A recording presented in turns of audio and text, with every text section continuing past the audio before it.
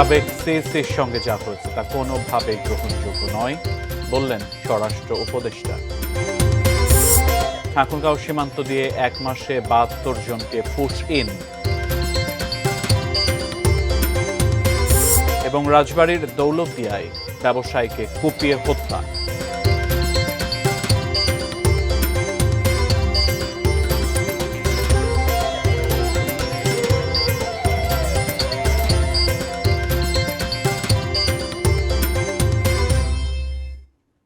এটি নিউজ দেখছেন। আমন্ত্রণ জানাচ্ছি দেশের খবরে। আজ আপনাদের সাথে আছে আমি সিয়াম রেজওয়ান। এতক্ষণ নাসির ফ্লোট ক্লাসের সৌজন্যে সংবাদ শিরোনামগুলো শুনছিলেন। এবারে বিস্তারিত। সাবেক প্রধান নির্বাচন কমিশনার কে এম নুরুল হুদাকে আটকের সময় উচ্ছৃঙ্খল জনতা যা করেছে তা কোনোভাবেই কাম্য নয় বলে মন্তব্য করেছেন স্বরাষ্ট্র উপদেষ্টা অবসরপ্রাপ্ত লেফটেন্যান্ট জেনারেল জাহাঙ্গীর আলম চৌধুরী। সকালে গাজীপুরের মৌচাকে হর্টিকালচার সেন্টার পরিদর্শন করে তিনি আরও বলেন, এ ঘটনায় আইন শৃঙ্খলা বাহিনীর কেউ জড়িত থাকলে ব্যবস্থা নেওয়া হবে। মব জাস্টিস এটা হলো কোনো অবস্থায় গ্রহণযোগ্য না, এটা কোনো ব্যবস্থায় গ্রহণযোগ্য না। আর এটার সাথে ওনার যে ওই বিভিন্ন ওনার সাথে যে একটা খারাপ দেখছেন চিঠি পাঠায় দিছে, এরও কোনো অবস্থায় গ্রহণযোগ্য না। আপনারা বলবেন যদি কোনো কিছু থাকে, এই সব কোনো ঘটনা ঘটলে আইন শৃঙ্খলা বাহিনীর কাছে তারা হস্তান্তর করবে এবং আইন শৃঙ্খলা বাহিনী প্রপার অ্যাকশন নেবে। আর ওখানে আরেকটা দেখা গেছে যে আইন শৃঙ্খলা বাহিনীর সামনেও ওনার উপরে করা হচ্ছে। এটার জন্য আমরা একটা তদন্ত করে দেখব, এটার সাথে যদি কোনো আইন শৃঙ্খলা বাহিনী জড়িত থাকে তাদের বিরুদ্ধে আমরা আইনানুগ ব্যবস্থা নেব। সীমান্তে থামছে না পুশ ইন। গত এক মাসে ঠাকুরগাঁও সীমান্ত দিয়ে পুশ ইন হয়েছেন ৭২ জন। তাদের মধ্যে ২ জন ভারতীয় নাগরিক। কাছে থাকা টাকা পয়সা সহ সবকিছু ছিনিয়ে তাদের পুশ ইন করছে বিএসএফ। একের পর এক পুশ ইনে বাড়ছে উদ্বেগ। ঠাকুরগাঁও প্রতিনিধি এম এস আমাদের রিপোর্ট দেখুন। ঠাকুরগাঁয়ের পীরগঞ্জ উপজেলার সীমান্ত ঘেঁষা বেলতলা গ্রামের বাসিন্দা কেরামত আলী পেশায় ভ্যান চালক। ৯ মাস আগে ভারতে যান, কারখানার শ্রমিকের কাজ নেন। গেল মাসে সে কারখানা থেকেই কেরামতকে আটক করে ভারতীয় পুলিশ। কারাগারে আটক থাকেন ২৬ দিন। পরে ১৫০ টাকা ধরিয়ে দিয়ে তাকে ঠেলে পাঠায় ভারতীয় সীমান্ত রক্ষাকারী বাহিনী। কাজের মধ্যে পুলিশ আমাকে ধরা করলো, ধরার পরে ২ তারিখে আমাদেরকে ধরলো। ওখানে ছিলাম আমরা ৭ দিন। কেরামত আলীর মতো একই পরিণতি রবিউল ও আফজালের। ভারত পাকিস্তান যুদ্ধের ঘটনায় পুশিনের শিকার হন তারা। বিএসএফ এর নির্মম আচরণ থেকে বাদ যাচ্ছে না নারী, শিশুরাও। ৯ মাসের শেষে দেখলাম যে ভারত পাকিস্তানে গন্ডগোল আছে, তাহলে যুদ্ধ হবে, বোম ফেলাচ্ছে, বোমায় বোম ফেলাচ্ছে। এগুলো নিয়ে আমাদেরকে কোম্পানি বলতে থাকা যাবে না। আমরা ৪ দিন পাহাড়ের উপরে ছিলাম, পাহাড়ের উপরে ঘন জঙ্গল, জঙ্গলের উপরে ৪ দিন আছি। ৪ দিন রুটি, কলা, বিস্কিট এগুলা খাইছিলাম। ওরা আমাদের বলেছে কি আমরা ২টো গুলি মারবো, গুলি মারার পরে তোমরা সব ভেগে দৌড় মারবা। বাংলাদেশিদের পাশাপাশি ভারতীয় নাগরিক এমনকি মানসিক ভারসাম্যহীন মানুষদেরও জোর করে বাংলাদেশের ভূখণ্ডে ঠেলে পাঠাচ্ছে ভারত। এর ফলে নানা ধরনের রোগের সংক্রমণ হতে পারে, আশঙ্কা চিকিৎসকদের। সীমান্তর বাহির থেকেও যদি কেউ আসে, তাহলে দেখা যাচ্ছে ওই সীমান্ত এলাকায় যে সমস্ত রোগ যেগুলো সংক্রমিত করতে পারে, সেগুলো তাদের মাধ্যমে অনেক অনেক বেশি ভাবে ছড়াবে। ঠাকুরগাঁও জেলায় গত এক মাসে হরিপুর সীমান্ত দিয়ে ৫০ জন ও পীরগঞ্জ সীমান্ত দিয়ে ২২ জনকে পুশিন করা হয়েছে। আইনি প্রক্রিয়া শেষে তাদের পরিবারের কাছে হস্তান্তর করেছে প্রশাসন। পুশিন এ পর্যন্ত ৩টি ঘটনায় মোট ৪১ জনকে পুশিনের ঘটনা ঘটেছে। আর এক্ষেত্রে বিজিবি কর্তৃপক্ষ তারা নাম ঠিকানা যাচাই বাছাই করে তাদের হস্তান্তর করছে। জেলার ভারতীয় সীমান্ত ১৫৬ কিলোমিটার। চলমান পরিস্থিতিতে প্রতিটি বিওপিতে সদস্য সংখ্যা বৃদ্ধি ও পাহারা জোরদার করেছে ঠাকুরগাঁও ৫০ ও Dinajpur ৪২ BGB. M S Hamad, ATN news, Thakurgaon. ID, ভোটারদের ঠিকানা বদল সহ বিভিন্ন কাজে রাজশাহী নির্বাচন কমিশন অফিসে অতিরিক্ত অর্থ নেয়ার প্রমাণ পেয়েছে দুর্নীতি দমন কমিশন দুদক। দুপুরে রাজশাহী নির্বাচন কমিশনে অভিযান চালায় দুদক। দুদকের রাজশাহী অফিসের সহকারী পরিচালক আমির হোসেন জানান, আউটসোর্সিং কর্মীরা নগদ টাকা নিয়ে কাজ করছে এমন ২টি অভিযোগের সত্যতা মিলেছে। ভুক্তভোগীরা তাদের নতুন এনআইডি তৈরি ও ভোটার স্থানান্তর সহ বিভিন্ন সেবা নিতে গেলে ২৩০ টাকা করে নেওয়া হতো। এ বিষয়ে ব্যবস্থা নিতে দুদক কমিশনে প্রতিবেদন পাঠানো হবে বলে জানান তিনি। তবে অভিযোগ অস্বীকার করেছেন আউটসোর্সিং কর্মীরা।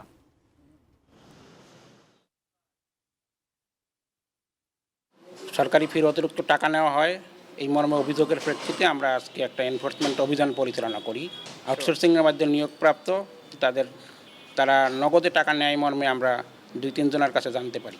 আমরা কমিশন বরাবর আমাদের প্রতিবেদন দাখিল করব। কমিশনের সিদ্ধান্ত অনুযায়ী আমরা পরবর্তী ব্যবস্থা গ্রহণ করব। দেশে নতুন করে করোনা সংক্রমণ যেমন বাড়ছে তেমনি বাড়ছে মৃত্যুর সংখ্যাও। একই সঙ্গে ডেঙ্গু আক্রান্ত রোগীও বেড়েই চলেছে। গত 2 দিনে সারা দেশে 9 জন করোনা আক্রান্ত হয়ে মারা গেছেন। রাজশাহী মেডিকেল কলেজ হাসপাতালে গত 2 মাসে 8 জন করোনা রোগী ভর্তি হয়েছিলেন। এছাড়া ডেঙ্গু আক্রান্ত হয়ে গত 2 মাসে 72 জন রোগী ভর্তি হলেও 65 জন সুস্থ হয়ে বাড়ি ফিরেছেন। বর্তমানে 7 জন ডেঙ্গু রোগী হাসপাতালে ভর্তি আছেন। পাবনায় করোনা আক্রান্ত কোনো রোগী নেই, তবে পরীক্ষা ও চিকিৎসা সেবা দিতে প্রস্তুত হাসপাতাল কর্তৃপক্ষ। এদিকে জনবলের অভাবে বাগেরহাটে বন্ধ রয়েছে আইসিইউ, ফলে জরুরি সেবা থেকে বঞ্চিত হচ্ছেন রোগীরা। তবে কুমিল্লায় ডেঙ্গুর প্রকোপ দিন দিন বেড়েই চলছে। চলতি বছরে জেলাটিতে ডেঙ্গু আক্রান্ত হয়েছেন 264 জন। শুধু দাউদকান্দিতে ডেঙ্গুতে এ পর্যন্ত 5 জনের মৃত্যু হয়েছে। ডেঙ্গু ও করোনা মোকাবেলায় সবাইকে স্বাস্থ্যবিধি মেনে চলার পরামর্শ দিয়েছে স্বাস্থ্য বিভাগ।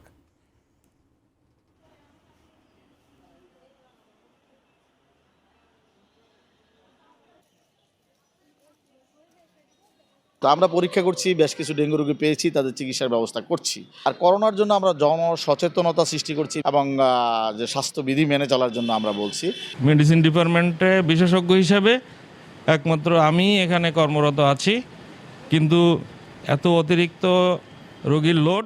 এই মৌসুমে যে ডেঙ্গু রোগীগুলো আমরা বেশি পাচ্ছি, দেখা যাচ্ছে চাঁপাইনবাবগঞ্জ অঞ্চলের রোগীরা খুব বেশি মাত্রায় আসছে। বর্তমানে যে 7 জন রোগী ভর্তি রয়েছে তার মধ্যে 6 জন কিন্তু চাঁপাইনবাবগঞ্জের রোগী। দেশের খবর দেখছেন, সময় হলো বিরতিতে যাবার। ফিরে এসে অন্যান্য খবরের সাথে আরও যা থাকছে। নাটোরে চিকিৎসকের অবহেলায় নবজাতকের মৃত্যুর অভিযোগ। লক্ষ্মীপুরে ডাকাতি ও গণধর্ষণের ঘটনায় 2 ব্যক্তি গ্রেফতার।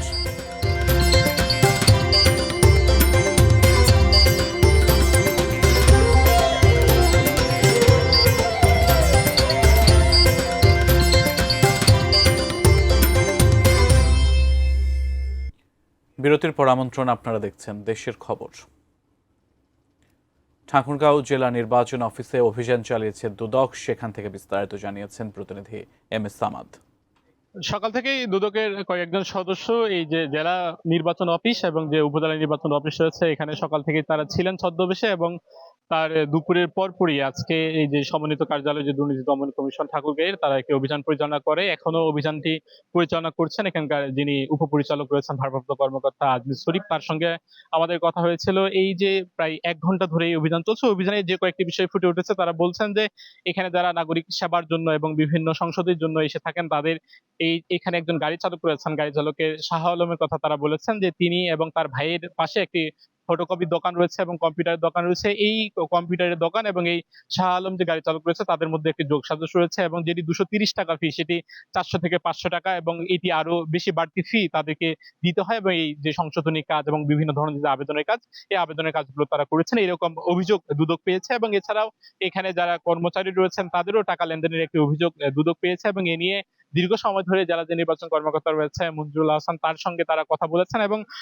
যে জেলা নির্বাচন কর্মকর্তা তিনি জানিয়েছেন যে এরকম অভিযোগ তিনি কখনো লিখিত অভিযোগ পাননি, এরকম অভিযোগ পেলে তারা যে প্রয়োজনীয় যে ব্যবস্থা সেটি তারা গ্রহণ করবে। অন্যদিকে যিনি দুদকের কর্মকর্তা রয়েছে তার সঙ্গে আমাদের কথা হচ্ছে, তিনি বলছেন যে সারা দেশে আজকে 13টি জেলাতে এই দুদকের অভিযান পরিচালনা করছেন, এবং ঠাকুরগাঁও যে জেলা নির্বাচন অফিস রয়েছে এবং উপজেলা নির্বাচন অফিস রয়েছে এখানে তারা বেশ কিছু অসঙ্গতি পেয়েছেন। যেমনি ভাবে 2-3 বছর ধরে যারা আবেদন করেছেন তারা তাদের যে সংশোধনী সেটি তারা করতে পারছে না, এবারে দিনের পর দিন ঘুরেও যে কাঙ্ক্ষিত যে সেবা সেটি তারা পাচ্ছে না, এবং লেনদেনেরও তারা কিছু অভিযোগ পেয়েছেন এবং সুনির্দিষ্ট প্রমাণ পেয়েছেন এখানে যারা কর্মচারী রয়েছেন তাদের বিরুদ্ধে। এইগুলোর নিয়ে তারা কাজ করছেন, তারা বলছেন যে এটি নিয়ে তারা লিখবেন এবং পরবর্তী যে প্রয়োজনীয় যে ব্যবস্থা সে ব্যবস্থা তারা গ্রহণ করবেন।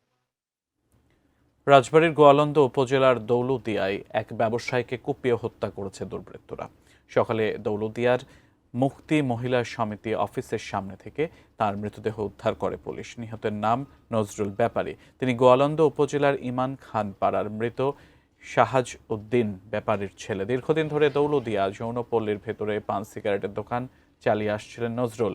গোয়ালন্দ ঘাট থানার ওসি মোহাম্মদ রকিবুল ইসলাম জানান, রোববার রাতে কোনো এক সময় তাকে হত্যা করা হয়েছে বলে ধারণা করা হচ্ছে। তার মাথা, ঘাড়, পিঠ, হাত ও পায়ে ধারালো অস্ত্র দিয়ে আঘাতের গুরুতর জখমের চিহ্ন রয়েছে।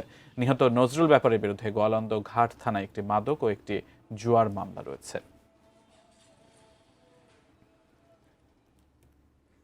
নাটোরের লালপুরে পদ্মা জেনারেল হাসপাতালে চিকিৎসকের অবহেলায় এক নবজাতকের মৃত্যুর অভিযোগ উঠেছে। এ ঘটনায় আজ সকালে লালপুর থানায় অভিযোগ দায়ের করেছেন সন্তানহারা মা জাহানারা খাতুন।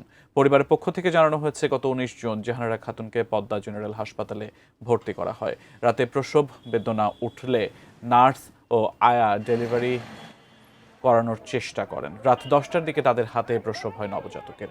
এরপরই শিশুটির অবস্থা আশঙ্কাজনক হয়ে পড়লে চিকিৎসক না থাকায় হাসপাতাল কর্তৃপক্ষ রাজশাহীতে নেয়ার কথা বলেন। পরদিন সকালে রাজশাহী মেডিকেল কলেজ হাসপাতালে চিকিৎসাধীন অবস্থায় মারা যায় শিশুটি। অভিযোগ পাওয়ার পর লালপুর থানা পুলিশ জানিয়েছে, তদন্ত করে অভিযুক্ত চিকিৎসক, নার্স ও হাসপাতাল মালিকের বিরুদ্ধে আইনানুগ ব্যবস্থা নেওয়া হবে। দেশের খবর থেকে আবারও বিরতিতে যাচ্ছি, খানিক বাদে ফিরছি, সঙ্গে থাকুন।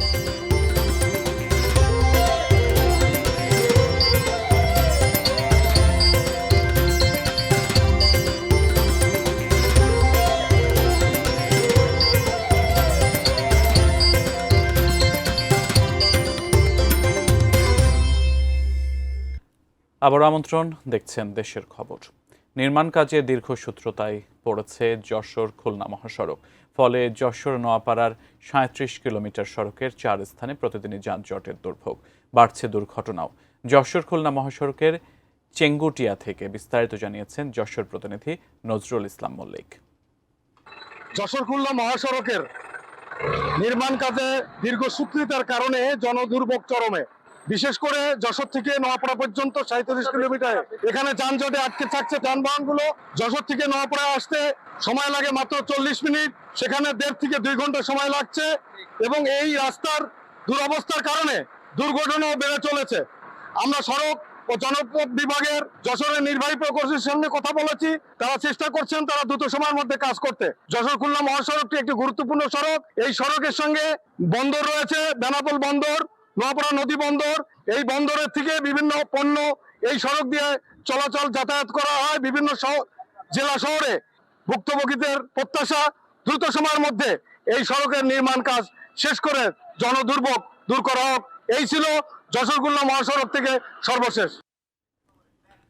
দেশের খবর ছিল এ পর্যন্ত। এতক্ষণ সাথে থাকার জন্য ধন্যবাদ সবাইকে।